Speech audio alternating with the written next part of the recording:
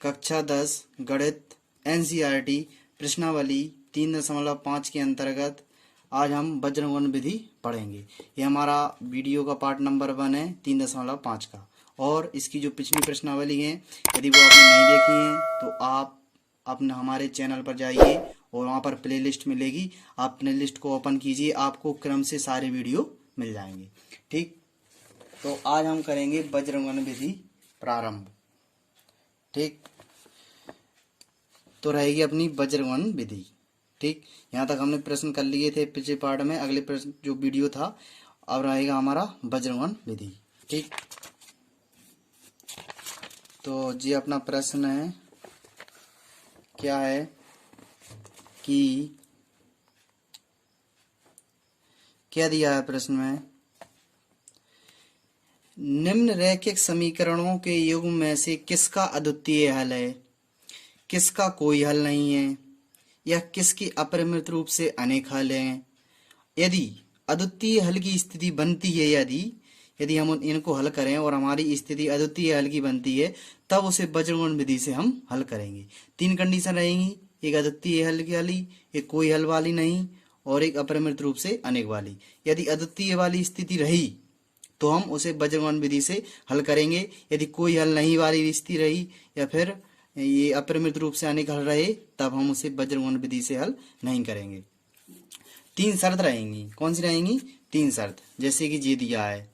ठीक, क्या दिया है कि A1 बट्टा A2 बराबर B1 बट्टा B2 यदि है, दोनों बराबर होंगे, नहीं होंगे, ऐसा कर लो। यदि दोनों बराबर नहीं होंगे, यानी A1 बट्टा A2 और B1 बट्टा B2 एक दूसरे के बराबर नहीं होंगे। ठीक, यदि इसका मान 1/2 है तो इसका मान 2/4 होना चाहिए, लेकिन बराबर नहीं होना चाहिए। 3/5 या कुछ भी, लेकिन एक साथ नहीं होना चाहिए। तब निकाय का अद्वितीय हल होगा। क्या होगा? अद्वितीय। इस कंडीशन में रहेगी जो हम वज्रगुण विधि से हल करेंगे उस वाले प्रश्न को, और ये 2 कंडीशन में हम इसे नहीं करेंगे। जैसे A1 बट्टा A2 बराबर B1 बट्टा B2 बराबर C1 बट्टा C2, इसके सारे मान बराबर आ चुके हैं, तो हम कहेंगे अपरिमित रूप से अनेक हल हैं, तो इसको हल नहीं करेंगे। हल उसी को करेंगे जब अद्वितीय हल होगा। और ये दिया है A1 बट्टा A2 बराबर B1 बट्टा B2 बराबर C1 बट्टा C2, निकाय का कोई हल नहीं है। जब निकाय का कोई हल नहीं है तो हम वहीं पर छोड़ देंगे, लेकिन अद्वितीय हल होगा तब हम उसे वज्रगुण विधि से करेंगे। ठीक, और इसका एक महत्वपूर्ण सूत्र भी रहेगा। ठीक, अब वो सूत्र क्या है इसमें लिखा है, हम आपको बता दें। ये लिखा है अपनी वज्रगुण विधि का जो फॉर्मूला है, जो अभी सूत्र है, ये रहा अपना।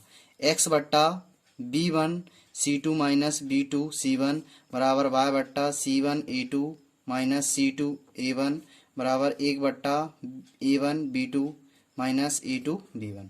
ये अपना महत्वपूर्ण सूत्र रहेगा। ठीक, इस सूत्र का हम प्रयोग करके वज्रगुण विधि को आसानी से हल कर सकते हैं। ठीक है, अब इसका जो पहला प्रश्न है हम उसको एक बार लिख लेंगे और इसे हम देखेंगे क्या वो अद्वितीय हल होगा, तो हम उसे वज्रगुण विधि से हल भी करेंगे। पहला प्रश्न लिखा है,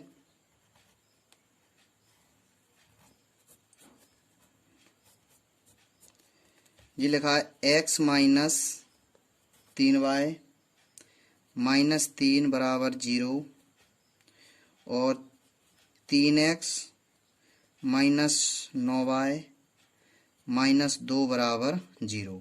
जी लिखा अपना।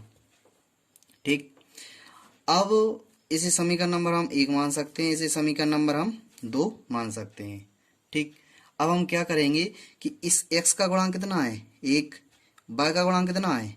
3, अचर पद कितना है? -3।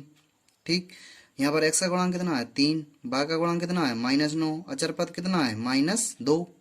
ठीक, तो हम इसके अनुदिश चलेंगे कि लिखेंगे यहाँ पर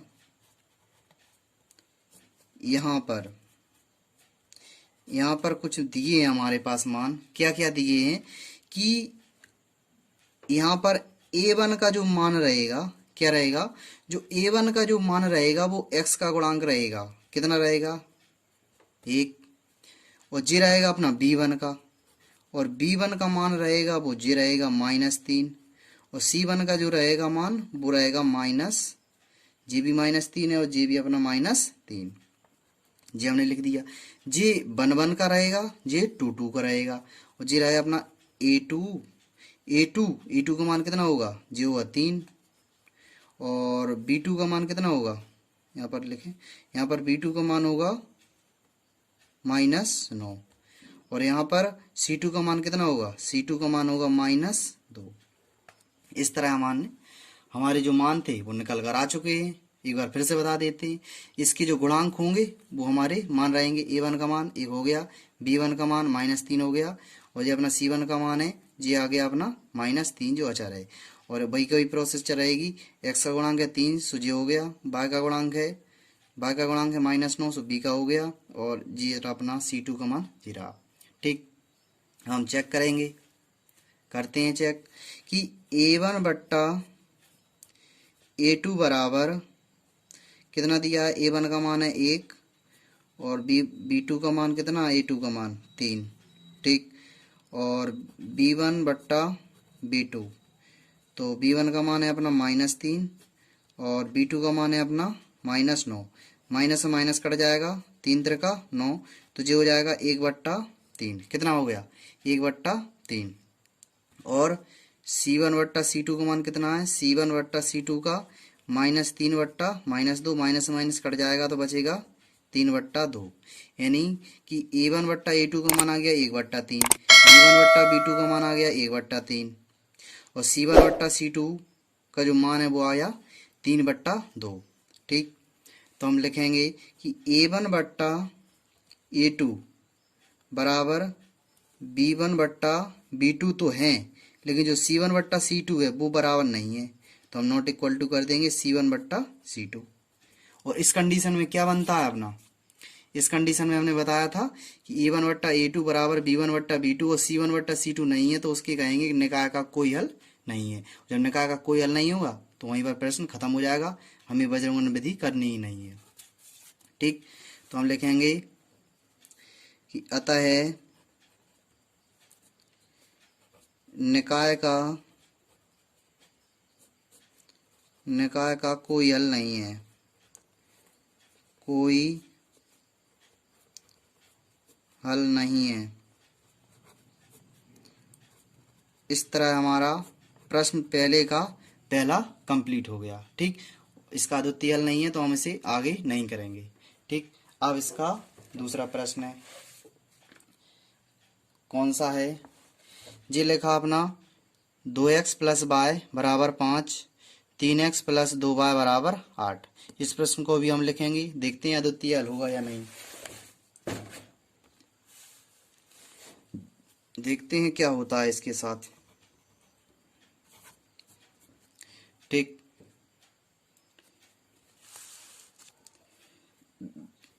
ये लिख लिया 2x + y बराबर 5, और ये लिख लिया हमने 3x + 2y बराबर 8। तो ध्यान रखना कि इस जो बराबर के उस साइड होगा इन वाले प्रश्नों में, तो हम उसे अंदर कर लेंगे, तो जो हो जाएगा 2x + y अंदर आ जाएगा तो -5 बराबर 0 का 0, जो हो जाएगा अपना 3x + 2y अंदर आ जाएगा तो -8 बराबर 0 का 0। ये हमारा समीकरण नंबर 1, ये हमारा समीकरण नंबर कौन सा, दूसरा। अब हम मान भी प्राप्त करेंगे। ठीक, तो लिखेंगे यहाँ पर क्या क्या प्राप्त हुआ, A1 A2 के मान जो प्राप्त होंगे, यहाँ पर A1 का मान जो होगा वो होगा 2, और जो B1 का जो मान होगा वो होगा 1, क्योंकि y का गुणांक कितना है 1 प्लस में, और जो C1 का जो मान होगा वो होगा -5। और इसी प्रकार हम समीकरण 2 में देखेंगे, तो ये रहेगा A2 का जो मान होगा वो रहेगा x का गुणांक कितना है 3, और जो B2 का जो गुणांक होगा वो होगा 2, कितना होगा 2, और जो C2 का जो गुणांक है वो होगा -8, कितना होगा -8। अब हम देखते हैं क्या बनती है स्थिति, A1 बट्टा A2 बराबर, A1 का मान है 2/3, और B2 जो हो गया, और B1 बट्टा B2 बराबर रहेगा 1/2, और C1/C2 बराबर रहेगा -5/8, यानी माइनस से माइनस कट जाएगा तो जी बचेगा 5/8। ए कंडीशन बनी, क्या कंडीशन बनी अपनी कि A1/A2 नहीं है B1/B2 के। ठीक, A1/A2 B1/B2 के बराबर नहीं है और C1/C2 के भी बराबर नहीं है। ठीक, कोई भी किसी के बराबर नहीं है। तो इस कंडीशन में हमने आपको बताया था कि यदि ये कंडीशन रहेगी कि A1/A2 बराबर B1/B2 तो हम उसे अद्वितीय हल कहेंगे। ठीक, तो यहाँ पर हमने कह दिया कि A1/A2 बराबर B1/B2 नहीं है और C1/C2 भी नहीं है। उसे भी आप लिख सकते थे, यदि आप उसको भी लिख दोगे ना तो भी वो अद्वितीय हल होगा। तो हम लिखेंगे कि अतः निकाय का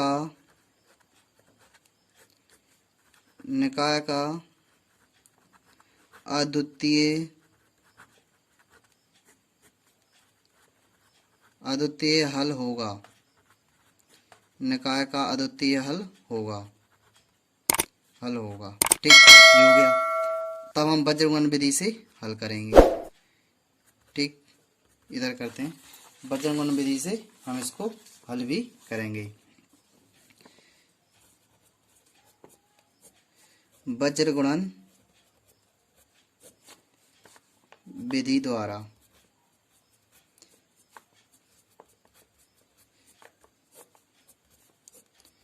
हमने आपको अभी सूत्र बताया था। क्या होता है सूत्र अपना? जो होता है अपना x/B1C2 माइनस यहाँ पर रहेगा BC और जी रहेगा BC, 12-21 जी हो जाएगा अपना। ठीक, और जी रहेगा अपना बराबर y/C1A2 माइनस C2A1। ठीक, बराबर में रहेगा 1/A1B2 माइनस A2B1। जी रहा अपना प्रश्न, जो कि यहाँ पर लिखा है, आप देख सकते हैं एक बार। ये लिखा है अपना सूत्र, इस सूत्र को हमने वहाँ पर लिख दिया। ठीक, अब इस सूत्र के अनुसार हम सारे मान को रख देंगे। ठीक, देखो कैसे रखेंगे। जो हमारे पास मान भी दिए हैं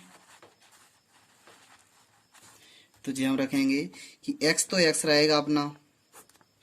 B1 का मान कितना है? देखो आप गौर करो कि B1 का मान कितना है। B1 का मान है अपना 1। ठीक, और C2 का मान कितना है? इंटू करेंगे बीच में। C2 का मान कितना है अपना? -8, सो हमने -8 लिख दिया। माइनस का माइनस, B2 का मान कितना है अपना? 2, सो हमने 2 लिख दिया। C1 का मान कितना है अपना? C1 का मान है वो है -5, सो हमने -5 लगा दिए। ठीक, बराबर का बराबर रहेगा, बाय का बाय रहेगा, बट्टा का बट्टा लगा दिया। C1 का मान कितना है? -5, ये लिख दिया। A2 का मान कितना है? 3, सो ये हमने 3 लिख दिया। माइनस का माइनस रहेगा। C2 का मान कितना है? -8। A1 का मान कितना है? 2, सो हमने 2 लिख दिए। बराबर का बराबर 1/A1 का मान कितना है? 2, 2 लिख दिए। यहाँ पर 2 लिखा है, जी ऊपर लिखा है। ठीक, और A1 का मान जी हो गया, और B2 का मान कितना है अपना? 2 दिया है, सो 2 लिख दिए। माइनस का माइनस, A2 का मान कितना रहेगा अपना? रहेगा 3, और B1 का मान हमारा रहेगा 1, जो कि हमने लिख दिया। अब इसे हम सॉल्व कर लेंगे, हमारे आंसर आ जाएंगे x y मान के। ठीक, तो देखो जो हो जाएगा x/1 का गुणा -8 में करोगे तो -8 हो जाएगा। माइनस का तो माइनस पहले से ही है, नहीं होगा। ये माइनस का 2, माइनस का 5, माइनस माइनस का गुणा होता है तो प्लस हो जाता है, तो ये हो जाएगा 5 दूनी 10। बराबर का बराबर, बाय का बाय रहेगा अपना, जो हो जाएगा minus minus minus plus minus, तो हो जाएगा 5 तिया 15 हो जाएगा। माइनस माइनस प्लस हो जाएगा, 8 दूनी 16 हो जाएगा। बराबर का बराबर जी रहेगा 1/2 दूनी 4 माइनस 3 एकम 3, तो ये बनेगा अपना x बट्टा 8 में 10 में से 8 चले जाएंगे तो 2 बचेंगे, और y बट्टा 16 में से 15 जाएंगे तो 1 बचेगा, और 4 में से 3 जाएंगे तो ये रहेगा 1 बट्टा 1। यहाँ तक अपनी बात कंप्लीट हुई। ठीक, हाँ। इन पहले हम x के साथ इस वाले को ले लेंगे, फिर इसके साथ इस वाले को ले लेंगे। पहले प्रथम और द्वितीय पद लेंगे हम, तो ये लिखे हो जाएगा अपना, चूंकि x बट्टा 2 बराबर जे वाला और जे वाला, तो ये हो जाएगा 1 बट्टा 1। इसे हम सॉल्व करेंगे, इसका गुणा इसमें, इसका इसमें। ठीक, तो ये हो जाएगा 1 का x में तो x, और 2 का 1 में तो 2। x का मान कितना आ गया? 2 आ गया। ठीक, अब इसका भी हम कर लेंगे इसी प्रकार। ये हो जाएगा y बट्टा 1 बराबर, ये लिखा है 1 बट्टा 1, तो 1 बट्टा 1। इसका गुणा इसमें y हो जाएगा, इसका इसमें, तो ये हो जाएगा 1। ये हमारे अभीष्ट आंसर रहेंगे। इस तरह हमारा प्रश्न, इसका दूसरा भाग भी कंप्लीट हो गया पहले का।